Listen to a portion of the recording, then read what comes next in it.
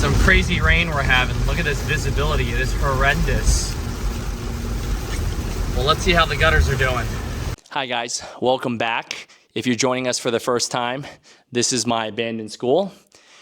Today, on today's episode, we are going to finally do the final lining of the gutters. We are going to be putting our reinforcement mesh down, and I could finally say that first 30 feet we did is finally complete. And hopefully, after figuring out the entire process and figuring out what's under there, the rest of it we should just breeze through. So, without further ado, here's the episode. As you guys can see, we finally got rain, so we're gonna go check out to see how those resealed gutters look. It was pretty bad, and now it's getting a little bit better, but let's see. Well, it does look like the water is just beating right off of it, which is really cool. And we do see some low spots from the joints, but overall, it's not looking bad. We can see where the dirt is. And you can actually, it's hard to tell, but you can actually see the water leaving the scupper. That area is somewhat flat, but we're not dealing with tons of pooling water. Pretty cool. This still has to get top coated, but you can kind of see the water flowing.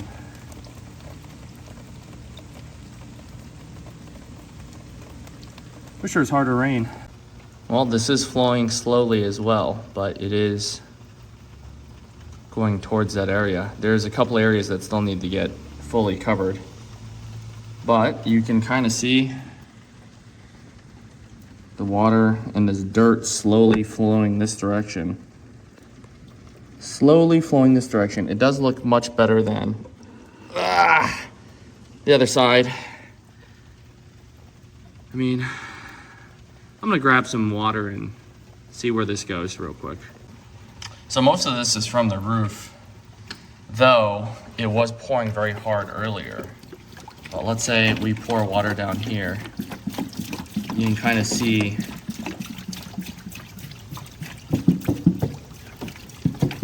all this dirt and stuff is being evacuated out the scupper, so you can kind of see the flow there, which is good.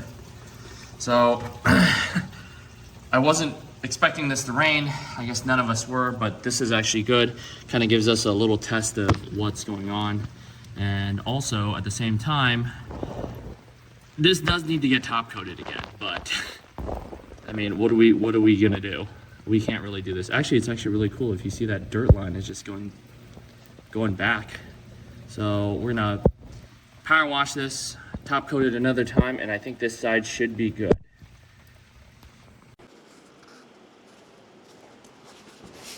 Hi, are you a human between the ages of 0 and 100 and enjoy sitting and weigh under 440 pounds? This is the chair for you. The new Flexispot XL6 with features such as dual independent motors for recline and footrest, full 180-degree recline, great for napping. Look at that motion. Power lift for getting you up out of those tight spots. Back massage, leg massage, thigh massage, 3 massage modes, and heating. Your neck tired? Why don't we adjust that with 3 independent headrest positions? This last one may break your neck. I also got pockets for stuff on both sides. Look at this power independent leg raise. Have a nice relaxing nap with this 180-degree recline, almost flat. Every order comes with a complimentary pillow. That's right. Look at how many takes I had to do for this pillow toss. Enjoy a free pillow, also available in cloth. I'm still tossing this pillow.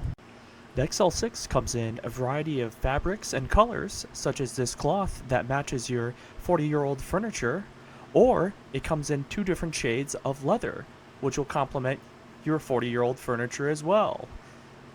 Easy Care cover allows you to carelessly spill drinks on it with no worries.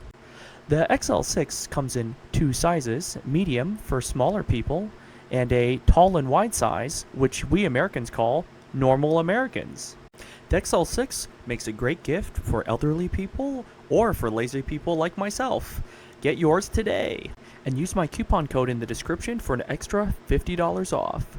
And thanks to Flexispot for sponsoring this video. So this is the next day. There's a little bit of water left. I'm just blowing it off with the blower. You can see my footprints here too, so I just want to clean up this entire thing before we recoat it a second time. So I'm just hand wiping everything down, making sure everything's clean and there's no dirt. So if you guys remember before, this was how wide it was, 40 inches, and I wanted to make a huge cup, but I can't really do that. That's a lot more complicated. So what I'm going to do is I'm going to just line the actual lower portion of the gutter, and here's the fabric. So this is about 8 inches wide. I'm going to cut this and get it ready. So we finished this up. We're able to get about 4 8-inch wide pieces. In theory, I mean, you should be able to get 5. This one's 6 inches. This can still be used in like tight corners, so I'm going to save that. But one of the important things is always remember to round your corners so they don't get caught. So we're going to get out there and I'm going to blow dry the gutter a little bit and clean it up because it rained the other day. And hopefully we'll get to it. So though reinforcement mesh isn't needed, here's an example of, you see it is stretchy, which allows the metal to expand and contract. But see how it just broke like that? Just broke like that. Without the mesh, it doesn't have the strength to hold it. With the mesh, it'll be a lot stronger. Roll out our mesh here, and we're gonna put a coat underneath it and then one above it. So I did try to kind of film that corner of starting it, but since I'm holding the brush and the mesh, I did get a bunch of silicone on my camera, which wasn't ideal. So here I just have you set down just to kind of see the process. So I'm putting a little bit of silicone below it, and then I'm rolling this out. Then I'm putting some silicone on top. So basically, you're just rolling this out, and you're putting enough silicone on top so you can't see those colored threads. At the same time, I'm also putting a second coat on the areas that were first coated before. So like this ramp area. I don't think I need another sheet here, but in the future, if I do think I need another reinforcement sheet, I could easily just overlap this on top of the current mesh in the pan and add an additional sheet. I don't think that's absolutely necessary, just because since this is a pan that's fully connected and soldered together. But in case anything falls, let's say like a tree branch or something that might hit this area, there is a slight risk it might puncture it. I don't know how high that risk is. I haven't tested this or anything. The product does seem relatively robust, so I'm not super worried. But here I'm basically showing you how I'm doing that overlap. So I'm putting the lap joints in the direction where the higher one is further away from the scupper. This way the water will flow over this taller lap joint onto the lower lap joint. And I'm trying to do that on the other side of a seam. As long as it's on the other side of the seam, the two joints won't exceed the height of what that seam is that's originally in the pan. So you probably won't even notice the joint. There are still a very, very slight amount of pooling, and that's just the nature of the beast, since this pan is actually seam welded / soldered in all these places. All the seams are actually higher in that. So before, they didn't really have that issue because they put this thick membrane, this built-up roof membrane over it, and that was significantly thicker, so it didn't have that issue. But since this silicone is going on at somewhere between 15 to 22 mils, plus this fabric, maybe you'll put it to around 40 mils, you're still able to see that. But that's not a huge concern, just because it's a very, very, very slight amount of water, and most of it will go over that. The reinforcement fabric will also smooth those out relatively well. So as you saw, I just seamed 2 pieces of reinforcement fabric. I just eyeballed how much. At minimum, you want to do maybe a 2-inch overlap. I probably did a foot overlap, and to me that's fine. More fabric is better than less fabric, and I just keep on going down and continuing to add more more fabric, and top coat everything a second time. I'm not quite sure if I should top coat it a third time, which really seems excessive. Here I am using the chip brush to kind of get into a couple places the roller won't, the small roller won't. So the surface isn't perfectly smooth, even after this second top coat, and that's because of the fabric.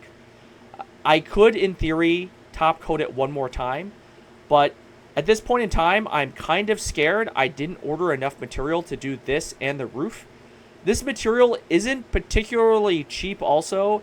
It's 4.75 gallons a pail, which I feel like you're kind of getting, you know, gypped, because normally it's a 5-gallon pail, but it's 4.75 gallons. And it ranges, depending on if you buy a pallet or single buckets, somewhere between $266 all the way up to $375 a bucket. So I originally was thinking I would be able to cover the entire gutter system with only 2 buckets. So that would be like somewhere around $600 worth of material. However, seeing how all this metal runs up the wall, it uses a lot more material, and adding the additional reinforcement mesh also runs a lot of material. So this entire section took probably about 80% of a pail. So doing the entire gutter system originally I thought would take 2 is now jumped up to 10 pails. So I'm hoping I still have enough to do the roof. And the roof I know will also take a lot, just because since it is an asphalt built up roof, they also have roofing rocks in there. And the roofing rocks leave a lot of divots. Even after you sweep it off, all the asphalt has a bunch of divots, and then it soaks up more material because you can't put a nice smooth thin layer on. A lot of it will fall into those divots. Here is more or less the same. I'm just ensuring, so I'm right next to the scupper right now, which is kind of like a somewhat difficult area. I want this to kind of wrap a little bit inside the scupper. I do end up pulling a razor blade out to kind of cut that area to make sure it doesn't stick up or water backflows inward. So here I am just grabbing that razor blade. I'm going to give it a slight cut so it falls into the scupper. And there's the cut. And once that can lay flat on the wall and into the scupper, I can overlap it and put another piece of material. So this material actually goes all the way past the scupper. And because it passes the scupper should be the low point out of this entire run. So once I pass this scupper, my overlaps are going the opposite way. So towards the camera, basically I wanted the material closer to the camera to overlap the material further away from the camera. Here, I want the material to overlap further away, if that makes sense, so to be on top. So the higher material will always be further away, so the water, when it drains towards the scupper, will go down a gradient, like going downstairs towards the scupper. So here I am just making sure, you know, all of this is fully saturating. There's no air bubbles. Everything is nice and smooth.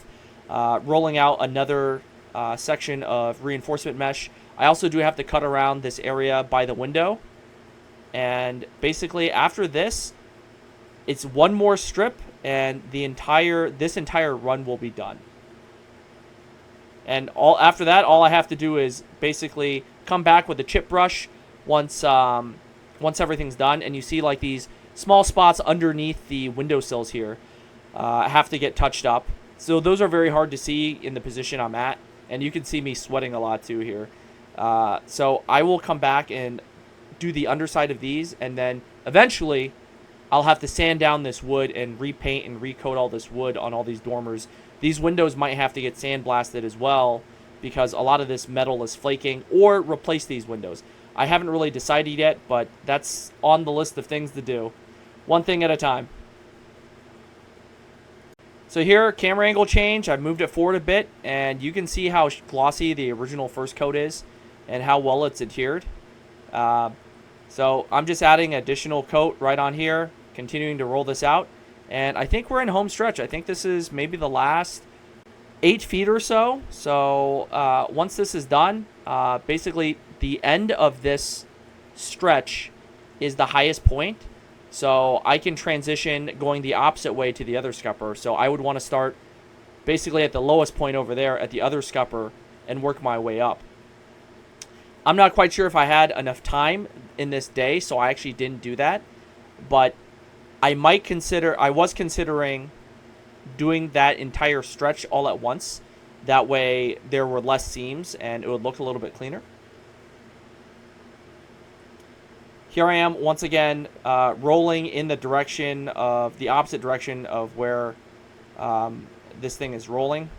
So I just want to make sure it's nice and saturated. And there is what I'm doing right here is actually stretching, because there's a section of reinforcement fabric that started to ripple up a little bit. And I did not want that ripple to basically cure like that. So I'm just trying to lightly roll that out before it actually cures in that permanent position, which would probably catch water or disrupt the flow of water. So I'm going to speed this next section up a little bit, just to kind of bore you of some of these repetitive details. Essentially, more or less the same, just making sure the entire fabric is saturated in this silicone. So when it fully cures, it'll have that strength that we need. So we're just going straight down here, and I'm just speeding this up so you don't have to sit through a lot of these repetitive motions. But all in all, I think doing this entire gutter system, at least this section, which is approximately 25 feet, took about an hour to 2 hours just to make sure everything went relatively smoothly. Towards the end here, I almost panicked a little bit because I actually ran out of fabric. But luckily I remembered I still have that 6-inch section. So I cut a small piece of that and was able to patch it all the way to the edge there. And this is still, I wouldn't say the final coat. It's the final coat probably for the bottom, but there are still a lot of areas that need to be kind of touched up, like under the shingle area, under the windowsill and stuff like that. Also, there is a caulk component to this that is basically the same material, but it's in a caulking tube, so it's actually a lot thicker. And a lot of the areas, the copper repair sections, are kind of coming up in those areas, and there's some large gaps. So the purpose of that caulk is to fill those. So after this is done, I need to come back and do some of those as well. And that's that last 6-inch section I added, and actually it fit really, really well. And I'm just rolling it out there and also rolling it a little bit slightly up the wall. That way we get a little bit of protection as well on this corner. I don't think it really matters, but it's nice to have. Comparison of before. This is the other side, which needs to get done. So that's up next. This is what it looks like after it's been coated, and it looks relatively smooth. Some crazy rain we're having. Look at this visibility. It is horrendous. Well, let's see how the gutters are doing. I just ran to the house. It is pouring rain outside. We just finished those gutters 2 days yesterday. So let's see how they're flowing. You can see it coming down. It's flowing to the scupper. You can see it going out of the scupper. And you can kind of see the water flowing that way, which is good. Let's look at a different window. All right, you see all the water is actually flowing out of the scupper, which is good. There is not a tremendous amount of water going right now, but you can see all those bubbles going towards the scupper. Just look at that. Nice, and you can see all the water just beating right off the surface. This is one of the more important sections, but you can see, if I zoom in there, all that water is leaving the gutter nice and easy, which is good. We have definitely an immense amount of water flowing down here. This is all dirt too. This is all, dirt. This is all dirt here that, is accumulating. That could also be going down, but there's not a ton of positive flow, so maybe that's why it's not going. But if you can see, it's It's pouring down pretty quickly. It's coming down. So, and it's flowing pretty nicely right down that scupper over there. So I'm pretty happy with that. You can see it's been about a week and it's already been built up near the scupper area. So I'm gonna have to clean that out. So I'd also kind of comment where people said that might be a drain. It does seem very odd because like if you look, this is very high and then this slopes downward. I know that's kind of hard to tell. Let me zoom out a little bit. So it's kind of hard to tell, but that's very high. And then this slopes downward this way. And then that's still high. That slopes downward this way, and then it slopes downward this way. So the highest point is actually in that corner. So that would be a really weird place to put a drain, in my opinion. And also the curb is curved upward. The asphalt is curved upward. So I'm not really quite sure. I am gonna put a snake down there just in case, but I don't want this to collapse because there's nothing underneath it. That's my only other thing. I think that's a wrap for this episode. As you can see, I am drenched. This shirt is normally not this color. We should be able to move on to the other sections. I'm just gonna probably time lapse through a lot of that stuff because it's more or less the same stuff. So hopefully you enjoyed this episode and I'll see you in the next one. Thanks.